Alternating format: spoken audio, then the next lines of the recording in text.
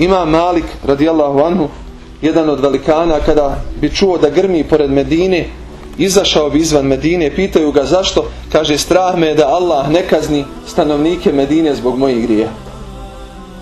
Danas mi moramo početi sa svojom odgovornošću. Ja želim da slijedim Resulullaha i molim Allaha dragog da me počasti da budem od onih koji će biti sebeb da Allah dragi dadne da kiša obilna pada.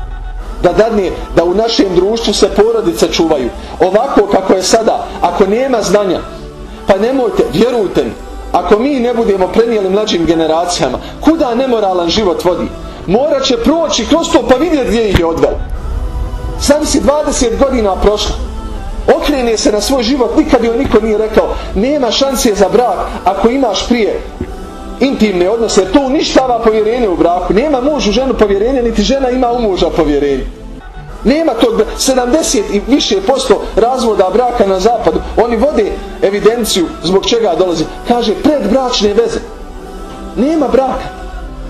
I posebno tu svoju ulogu. Šta je moje? Moje je da kažem na najljepši način da prenesem.